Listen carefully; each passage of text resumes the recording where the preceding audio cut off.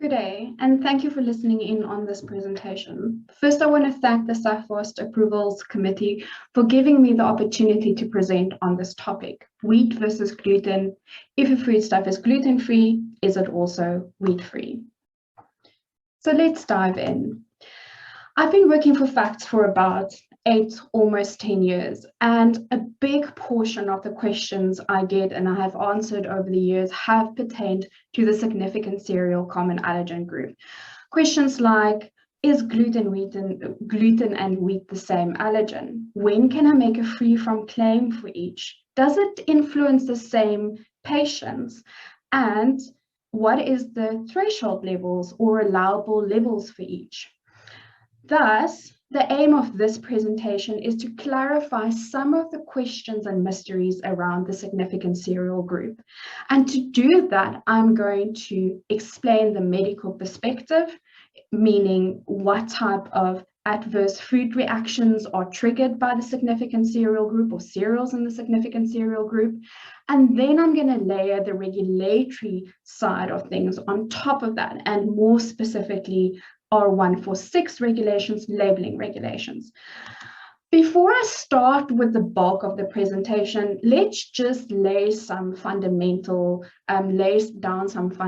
information. One, in South Africa, there are 8 common regulated allergens, of which significant cereals is one of the common allergens.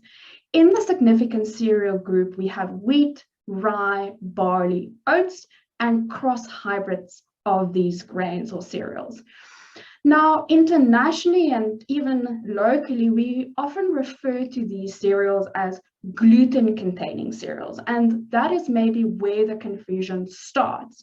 That creates the perception that it's only gluten or the gluten portion of these significant cereals or gluten in the significant cereals that cause adverse reactions, and that is not necessarily the truth.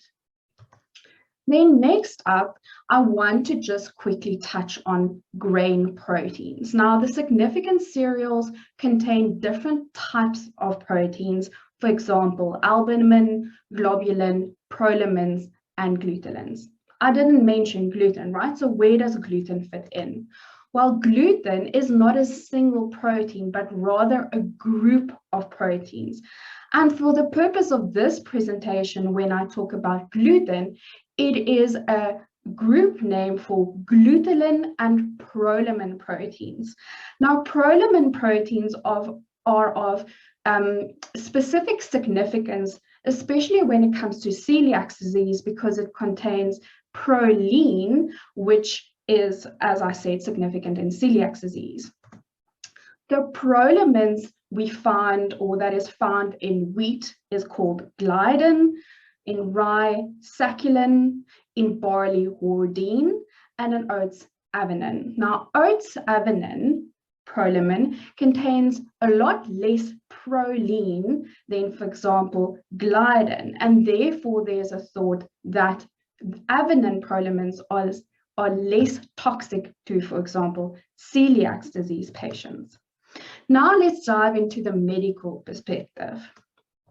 When we talk about the significant cereals, the adverse reactions it triggers, and the groups of population or patients that are influenced by these cereals, we generally talk about 3 types of adverse reactions: wheat allergies, and celiac disease on the other side of the screen, and then in the middle, non-celiac gluten sensitivity or non-celiac wheat sensitivity. Those 2 terms are used interchangeably.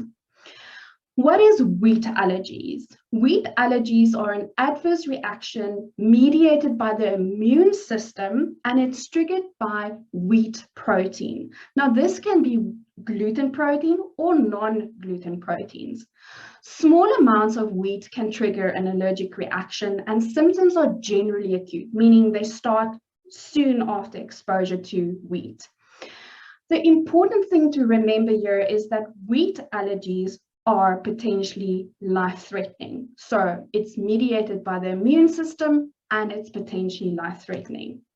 Celiac disease is an autoimmune disorder mediated by the immune system, but it is not a food allergy. Celiac disease is triggered by gluten, meaning gluten found in the significant cereals. And long-term exposure cause the villi in the small intestine to become severely damaged, which leads to the body not being able to absorb nutrients efficiently, meaning it leads to nutrients deficiency, but also chronic diarrhea, abdominal distension, weight loss, and just general failure to thrive. And there's also some evidence to that suggests that celiac patients or prolonged exposure to gluten for celiac patients can cause them to develop certain or an increased risk to develop certain cancers. Now, non-celiac gluten sensitivity is when somebody doesn't have a wheat allergy and they don't have celiac disease, but they still respond or react when they consume thought to be gluten or wheat significant cereals. Now, the etiology or the trigger for this sensitivity is not well understood and has not really been defined. And the lines currently between non-celiac gluten sensitivity, IBS, and FODMAP sensitivity is somewhat blurred. We don't really know what the prevalence of this sensitivity is, but it is thought to be more than celiac disease. There's no formal way of diagnosing patients with non-celiac gluten sensitivity. And it's important to note that these type of reactions are not life-threatening, but do definitely have an impact on quality of life. Now let's dive into the legal or regulatory perspective.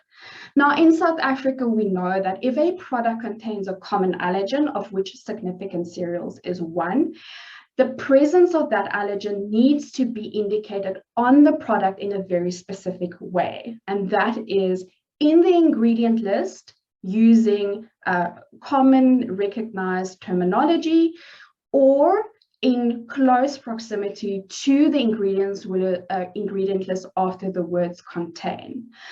But for significant cereals, there are an additional requirement, and the requirement read as follows.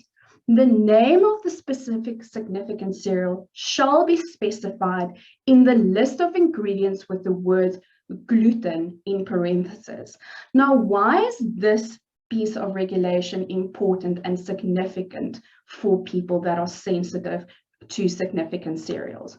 The name of the specific significant cereal is needed because that will mean that, for example, wheat, the word wheat needs to be indicated in the ingredient list, and that will help wheat allergic patients to identify whether a product is safe for them to consume or not.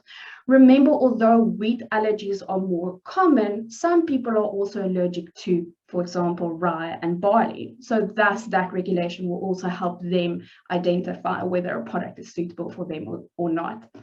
The inclusion of the word gluten in brackets is necessary and will help celiac disease patients and also people that are sensitive to gluten to identify whether a product is suitable for them to consume or not. So what will this look like in practice? So for example, in this oatmeal crunchy, we have wheat flour. So we can't just say wheat flour or just flour. We have to say wheat to indicate to wheat allergic patients that they can't consume the product, flour, and then gluten in parentheses to indicate the presence of gluten. The requirements to make wheat-free and gluten-free claims are also different, and this is also perhaps a source of the confusion. To make a wheat-free claim, a product needs to contain no wheat or no detectable wheat. But to make a gluten-free claim, a product needs to contain less than 20 ppm gluten, not wheat, gluten. Therefore, there is some confusion to whether there is cutoff limits for wheat as well. But no, to make a wheat-free claim, it needs to contain no wheat. To make a gluten-free claim, it needs to contain less than 20 ppm gluten. So let's get to the question that was posed at the beginning of the presentation. If a product is wheat-free, does it also then mean that it is gluten-free? And if a product is gluten-free, does it automatically mean that it's wheat-free? Let's look at two examples. We make pure rye pasta. It contains no wheat or no cross-contact wheat. Therefore, the product still contains gluten because rye is a gluten-containing cereal. So in this case, although the product can carry a wheat-free claim, it is not gluten-free and therefore it cannot carry a gluten-free claim. In our next example, we make chickpea pasta, which, although it contains less than 20 ppm gluten and therefore the claim is permitted, it is contaminated with 10 ppm gluten from wheat, which means it contains more or less 12.5 ppm wheat protein. And in a 75-gram portion of chickpea pasta, there will be around 0.94 milligrams wheat protein. Now, if you consult a quantitative risk assessment tool, like for example, Vital, you will see that if a product contains, or a portion of product contains more than 0.7 milligrams wheat protein, there's a chance that a wheat allergic patient will react to the product. And in this case, 0.94 is more than 0.7. Therefore, there is a risk for a wheat allergic patient, if they consume the pasta, to have an allergic reaction. Therefore, a precautionary allergen labeling statement for wheat will be applicable on this product, although it is gluten-free. So in conclusion, wheat-free doesn't mean gluten-free, and gluten-free doesn't necessarily mean wheat-free. It is important to understand the underlying adverse reactions that is triggered by significant cereals, to know how to apply the requirements of Regulation 146 that applies to the significant cereals. And this is necessary to make sure that allergic patients and patients that are sensitive to significant cereals can make informed purchasing decisions based on the information supplied to them on the product label. And therefore, I conclude my presentation. Thank you for listening. Over to the facilitators.